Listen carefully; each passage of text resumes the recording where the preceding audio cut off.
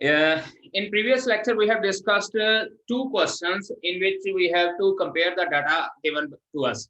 अब यहाँ पे हम लोग क्या है कि थर्ड क्वेश्चन हम लोगों को यहाँ given है in the exercise 15.3, an analysis of monthly wages paid to workers in two firms, capital A and capital B, belonging to the same industry, given as follows.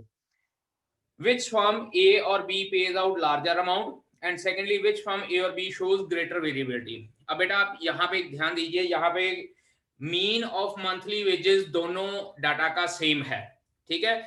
अब ये क्वेश्चन जो है जिसमें मीन हमारे पास सेम है, मैंने पिछले लेक्चर में भी बताया था कि these are deleted from our syllabus for this session, but फिर भी हम लोग इसको डिस्कस कर लेते हैं किस तरह से करना है। क्योंकि यहाँ पे मीन सेम गिवन है तो बेटा जी हम लोगों को कोई कैलकुलेशन करने की जरूरत नहीं पड़ेगी।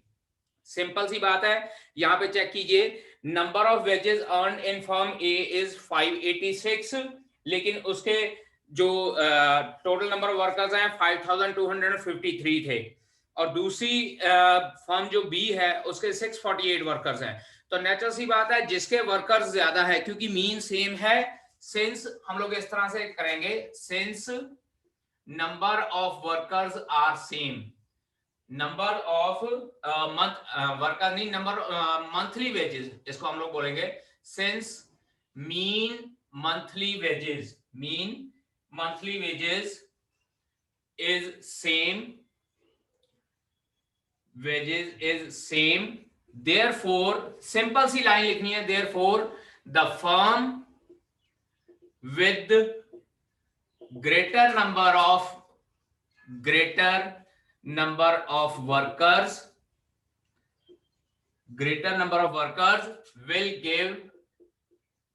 will give larger amount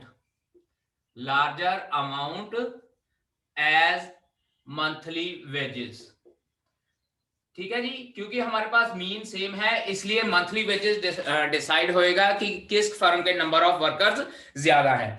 अब उसके बाद सेकंड पूछा है विच फर्म कैपिटल ए और बी शोज ग्रेटर वेरिएबिलिटी। अब बेटा जी ये तो था फर्स्ट पार्ट का आंसर, सेकंड पार्ट का आंसर हमारे पास हो जाएगा coefficient of variation is equals to sigma over mean into 100, और मैंने ये बोला था कि सिग्मा के ऊपर डिपेंड हो जाएगा अगर हमारा मीन सेम है। अब क्योंकि इस क्वेश्चन में मीन सेम है तो इसका मतलब सिग्मा यानी कि स्टैंडर्ड डेविएशन के ऊपर बेस करके हम लोग बता सकते हैं। नाउ स्टैंडर्ड डेविएशन का अगर हम लोग स्क्वायर करते हैं तो वो हमारे पास वेरिएंस आ जाता है, तो जिसका वेरिएंस ज्यादा हो जाएगा उसका कोएफिशिएंट ऑफ वेरिएशन भी ज्यादा होगा, और वो कंपनी क्या है ग्रेटर वेरिएबिलिटी शो करेगी। अब यहां पे देखिए firm A has variance is equals to 100 while firm B has variance is equals to 121, because B has greater variance, therefore B shows greater variability। तो इसका मतलब B में जो है वो ग्रेटर वेरिएबिलिटी होएगी। मीन्स टू से क्या है कि हम लोग कुछ नहीं करना, कोई कैलकुलेशन वगैरह नहीं करनी, कोई वैल्यू पुट करके हम लोगों ने फाइंड आउट नहीं करना। सिंपली अगर हम लोगों को मीन इक्वल है तो हम एक तो लार्जर अमाउंट कैसे पता चल जाएगा, जिसके नंबर ऑफ वर्कर ज्यादा होंगे वो लार्जर अमाउंट देगा, और उसके बाद जिसका वेरिएंस ज्यादा होगा वो हम लोगों के पास क्या है ज्यादा वेरिएबिलिटी देगा। तो इट मीन्स क्या है कि हम लोगों ने कोई कैलकुलेशन नहीं करनी है, ठीक है जी। But again I am telling you कि जो मीन सेम है उस मीन सेम वाले question for this session only आपके सिलेबस में से रिमूव हो चुके हैं। बट ये है कि इन फर्दर क्लासेस अगर आप लोगों ने स्टैटिस्टिकल डाटा के इंटरप्रिटेशन वगैरह के अकॉर्डिंगली क्वेश्चन करने होंगे तो आप लोगों को पता होना चाहिए, that is why I am doing this question here only, ठीक है बेटा जी। दोबारा बता रहा हूं, फोर्थ क्वेश्चन में हम लोगों को नंबर ऑफ गोल्स दिए हुए हैं, नंबर ऑफ मैचेस दिए हुए हैं। सबसे पहले हम लोग सिंपल डायरेक्ट मेथड लगा के हम लोग मीन फाइंड आउट करते हैं, summation F I x I divided by summation F I. अब इसके बाद हम लोगों ने वेरिएंस फाइंड आउट करना है या स्टैंडर्ड डेविएशन फाइंड आउट करना, तो दो कॉलम और बनाएंगे, एक एक्स आई स्क्वायर वाला और एक F I x I square वाला। नाउ एक्स आई स्क्वायर हमारे पास ये हो जाएगा 0 1 4 9 एंड 16, और उसके बाद F I into x I square, this is 0 9 28 45 and this is 48, और इस सब का सम फाइंड आउट करते हैं, 48 और 45 93, 93 और 28 हो जाएगा 121 और 9 130। तो अब की बार हमारे पास वेरिएंस क्या हो जाएगा, यहाँ डायरेक्टली हम लोग स्टैंडर्ड डेविएशन ही फाइंड आउट कर लेते हैं, क्योंकि हम लोगों ने coefficient of variation find out करना है। तो स्टैंडर्ड डेविएशन हमारे पास क्या हो जाएगा, summation under root of summation fi xi square divided by summation fi minus summation fi xi divided by summation fi whole square. तो ये हमारे पास आ जाता है fi xi square is 130 divided by 25 minus ये fi xi और fi directly 2 आया हुआ था, तो हम लोग इसका 2 का स्क्वायर लिख लेते हैं। 25 को 130 से डिवाइड करते हैं तो अप्रोक्सीमेटली हमारे पास बेटा जी 5.2 आ जाता है। 5.2 25 5 125, उसके बाद 5 कैरी हो जाता है तो 5.2 minus 4 under root and this is approximately 1.2 square root of 1.2। ठीक है, तो स्क्वायर रूट ऑफ 1.2 हमारे पास कितना आ जाता है, 1.2 का स्क्वायर रूट निकालते हैं तो अप्रोक्सीमेटली हमारे पास आ जाता है बेटा जी 0.31 आ जाता है हमारे पास। ठीक है, नोट कीजिए इतना। अब यहां पे चेक कीजिए, टीम ए के लिए हमारे पास स्टैंडर्ड डेविएशन 0.31 आया है। अब क्वेश्चन में हम लोग को ये गिवन है कि फॉर टीम बी, जो टीम बी है उसका मीन हमारे पास 2 है और उसका स्टैंडर्ड डेविएशन जो है दैट इज 1.25 आता है। अब यहाँ पे देखिए बेटा, मीन दोनों टीम का सेम आया है। अगर दोनों टीम का मीन सेम आया है तो मैंने पहले भी बताया कि कोएफिशिएंट ऑफ वेरिएशन निकालने की जरूरत नहीं, डायरेक्टली हम लोग स्टैंडर्ड डेविएशन के ऊपर बेस करके बता सकते हैं। अब देखिए, टीम ए का स्टैंडर्ड डेविएशन 0.31 आया है, लेकिन टीम बी का स्टैंडर्ड डेविएशन हमारे पास 1.25 आ रहा है। तो नेचुरल सी बात है, टीम ए का कोएफिशिएंट ऑफ वेरिएशन कम होएगा, because team A has lesser standard deviation,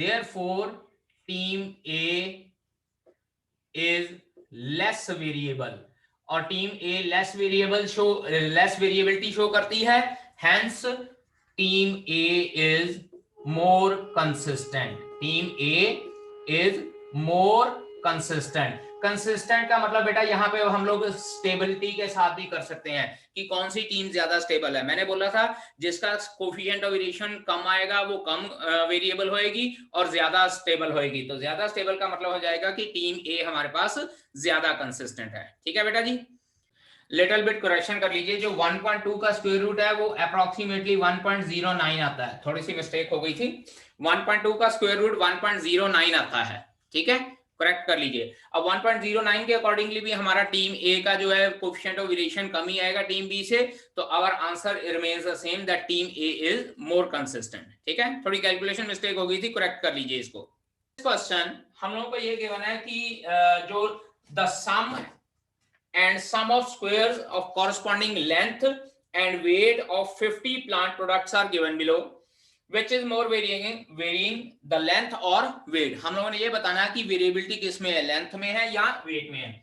तो सबसे पहले कंसीडर कर लेते हैं summation xi where i varies from 1 to 50। बेटा इसको इस तरह से पढ़ते हैं, i varies from 1 to 50। Summation xi हम लोगों को गिवन है 212।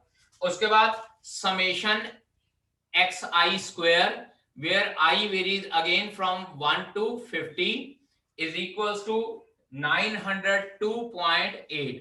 ये है xi वाला डाटा जो है वो लेंथ के लिए है, और उसके बाद दूसरा data summation i varies from 1 to 50 yi that is equals to 261 means to say summation of yi जो वेट के लिए है वो 261 है, and summation I varies from 1 to 50 yi square is equals to 1457.6।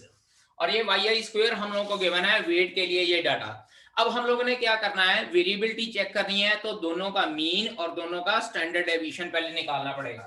तो पहले मीन की बात करते हैं। यहाँ मैं इस साइड पे इसको दोनों साइड से करना शुरू कर देता हूं। दिस इज लेंथ, तो लेंथ के लिए मीन x बार का फार्मूला हो जाएगा summation xi divided by n, मतलब नंबर ऑफ टर्म्स। अब समेशन xi हम लोगों को गिवन है 212 डिवाइडेड बाय 50, और जब इसको हम लोग डिवाइड करते हैं तो हमारे पास आंसर आता है 4.24। उसके बाद स्टैंडर्ड डेविएशन फाइंड आउट करना है, तो standard deviation is equals to under root of, बेटा जी अंडर रूट का साइन होता है summation xi square divided by number of terms minus summation xi divided by n का whole square. So it will be equals to 902.8 divided by 50. बेटा क्योंकि यहाँ पे समेशन xi स्क्वायर 902.8 दिया हुआ है माइनस यहाँ पे 212 ओवर 50 है, डायरेक्टली मैं 4.24 लिख रहा हूं, 4.24 होल स्क्वायर अंडर रूट. ठीक है जी. 902.8 को जब हम लोग 50 से डिवाइड करते हैं तो ये आ जाता है हमारे पास 18.056 माइनस 4.24 का स्क्वायर हमारे पास हो जाएगा 17.97 अप्रोक्सीमेटली, 17.97 अप्रोक्सीमेटली. और जब हम इन दोनों को माइनस करते हैं तो हमारे पास अप्रोक्सीमेशन में आंसर आता है 0.078. 0.078. अब जब 0.078 का स्क्वायर रूट निकालना तो बेटा जी it will come out to be 0.28. ये हमारे पास स्टैंडर्ड डेविएशन आ रहा है 0.28 जो लेंथ के केस में है. अब अगर ब्रेथ की इसमें वेट की बात करें, यहां पे लिख लेते हैं वेट. अब की बार यहाँ पे मीन हमारे पास क्या आ जाएगा y bar, this is summation yi divided by n, यानी कि 261 डिवाइडेड बाय 50. और जब 261 को 50 से डिवाइड करते हैं तो हमारे पास आंसर आएगा 5.22. इसके बाद standard deviation that is summation yi square divided by n minus summation yi divided by n का होल स्क्वायर और सारे का under root. Summation yi 1457.6 divided by 50 minus यहां पे डायरेक्टली 5.22 का होल स्क्वायर लिख लेता हूं. 1457.6 को 50 से डिवाइड करना. बेटा ये 50 से डिवाइड करने की बजाय न्यूमरेटर डिनोमिनेटर को 2 से मल्टीप्लाई कर लीजिए और उसके बाद डिनोमिनेटर में 100 का डेसिमल लगा लेंगे. अगर हम लोग इसको 2 से मल्टीप्लाई करते हैं 6 2 12 और ये 14 और 15 1 और ये आपके पास 29, तो नीचे 100 लगा के 291 यस 291.5 और नीचे एक और लगा के 29.52, क्योंकि एक डेसिमल ऑलरेडी वहां पे था और 2 डेसिमल प्लेस इस साइड पे आ जाएगा. तो 1457.6 को 2 से मल्टीप्लाई करके 100 से डिवाइड करेंगे 29.152 आ जाएगा और 5.22 का स्क्वायर हमारे पास आ जाता है 27 approximately you can say that 27.24 लगा लेते हैं. और इसके बाद इसको माइनस करते हैं 29.152 माइनस 27.24, तो अप्रोक्सीमेटली हमारे पास 1.9 आता है अंडर रूट में. और अंडर रूट 1.9 बेटा जी हमारे पास 1.38 के आसपास आता है, क्योंकि 1.96 जो है वो 1.4 का स्क्वायर रूट होता है. तो 1.9 अप्रोक्सीमेटली 1.38 ले लेते हैं. अब बेटा देखिए यहाँ पे मीन हमारे पास 4.24, standard deviation 0.28, here mean is 5.22 and standard deviation is 1.38. तो अब यहाँ पे हम लोग कोफिशिएंट ऑफ वेरिएशन निकालते हैं. CV is equals to sigma over x bar into 100 और यहाँ पे हमारे पास CV क्या आ जाएगा, CV is equals to sigma over y bar into 100 और सिग्मा की वैल्यू बेटा आप लोगों की इधर 0.28 है और इधर सिग्मा की वैल्यू 1.38 है. ठीक है जी. इसको पुट कीजिए और सॉल्व करके बताइए किसका कोफिशिएंट ऑफ वेरिएशन ज्यादा आ रहा है. Since coefficient of variation of weight is more, therefore weight is more varying in this data. ठीक है जी. So बेटा जी that's all from this exercise. इसके बाद हम लोग next miscellaneous exercise start करते हैं. In the first question of miscellaneous exercise, it is written that the mean and variance of 8 observations are 9 and 9.25 respectively. पहले यहाँ पे हम लोग लिख लेते हैं mean x bar is equals to 9 and variance given है तो बेटा जी हम लोग लिखेंगे sigma square is equals to 9.25. If 6 of the observations are 6, 7, 10, 12, 12 and 13, find the remaining 2 observations. बाकी की 2 ऑब्जर्वेशन हम लोगों ने फाइंड आउट करनी है. 6 observations are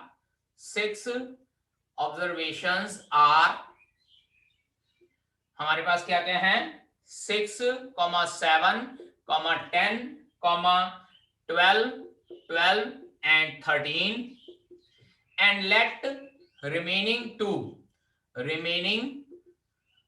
two observations are, दो ऑब्जर्वेशन जो रह गई हैं उनको हम लोग कंसिडर कर लेते हैं observation are x and y, x और वाई कंसिडर कर लेते हैं। अब बेटा जी यहां पे देखिए, क्योंकि हम लोगों को मीन गिवन है 9 है इस डाटा का, because x bar is equals to 9, it implies 6 plus 7 plus 10 plus 12 plus 12 plus 13 plus x plus y over 8 is equals to 9, क्योंकि मीन हमारे पास क्या आता है, sum of all observations divided by the number of observations. अब ये हमारे पास क्या आ जाएगा 13, 23, 35, 47 और ये हमारे पास आ जाता है 60। तो 60 plus x plus y is equals to 72। ये नीचे वाला 8 उधर मल्टीप्लाई कर देता हूं और यहां से हमारे पास x प्लस वाई बेटा जी कितना आता है 12। So this is our first equation, equation number 1, x plus y is equals to 12। अब इसके बाद वेरिएंस, वेरिएंस का फार्मूला होता है बेटा जी sum of square of all observations, यहां पे डायरेक्ट लिख देता हूं summation xi square divided by n minus summation xi divided by n का whole square. Now variance given है मुझे 9.25 एंड दिस इज जो sum of all the observation है उनका स्क्वायर भी करना है, तो 6 का square 36 plus 49 plus 100 plus 144 plus 144 plus 169 plus x square plus y square divided by 8 minus, अब बेटा जी summation x i over n हमारे पास क्या होता है मीन होता है, तो मीन की वैल्यू 9 का स्क्वायर लिख देते हैं। ठीक है, अब ये हमारे पास क्या आ जाता है 9.25 इज इक्वल्स टू, सारी जो है हमारे पास इक्वेशंस हैं इन सबका हम लोगों ने सम फाइंड आउट करना है। पहले तो ये -9 का स्क्वायर इस साइड पे ले जाके प्लस 81 इज इक्वल्स टू, और 36 plus 49 plus 100 plus 144 plus 144 plus 169, जब इन सभी ऑब्जर्वेशन को हम लोग ऐड करते हैं तो हमारे पास आंसर आता है 642 plus x square plus y square over 8। Now 81 plus 9.25 ये हमारे पास आ जाता है 90.25, 90.25 multiply by 8 is equals to 642 plus x square plus y square, और 90.25 को जब हम लोग 8 से मल्टीप्लाई करते हैं तो बेटा हमारे पास आंसर आता है 722 is equals to 642 plus x square plus y square, तो it implies x square plus y square is equals to 80, और ये हमारे पास बेटा जी बनती है second equation. x plus y की वैल्यू हमारे पास आई है 12 और x square plus y square की वैल्यू हमारे पास 80 आती है। ठीक है जी, अब इसको सॉल्व करना है फ्रॉम 1 एंड 2, यहां से 1 से y की वैल्यू आती है 12 माइनस एक्स, यहां पुट करते हैं x square plus 12 minus x whole square is equals to 80 and this will become x square plus x square plus 144 minus 24x is equals to 80, or we can say that 2x square minus 24x, और ये 80 इधर जाके minus हो जाएगा, plus 64 is equals to 0, और इसको 2 से further divide करते हैं x square minus 12x plus 32 is equals to 0, और जब हम लोग इस क्वाड्रेटिक इक्वेशन को सॉल्व करते हैं बाय स्प्लिटिंग मिडिल टर्म, इसके फैक्टर बनते हैं x minus 4 into x minus 8 is equals to 0। तो अब बेटा जी हमारे पास x की दो वैल्यू आती हैं, either x is equals to 4 और x is equals to 8। यहां पे मैं लिखने जा रहा हूं इसका further solution, x is equals to 4 it implies y is equals to 8 if, और उसके बाद अगर x is equals to 8 it implies y is equals to 4। Equation number 1 को यूज करके मींस टू से कि जो रिमेनिंग टू ऑब्जर्वेशंस हैं हमारे पास, अगर x की 4 और 8 आती हैं, मतलब अगर x की वैल्यू 4 है तो y की वैल्यू 8 हो जाएगी, और अगर x की वैल्यू 8 है तो y की वैल्यू भी हमारे पास 4 ही हो जाएगी। ठीक है जी।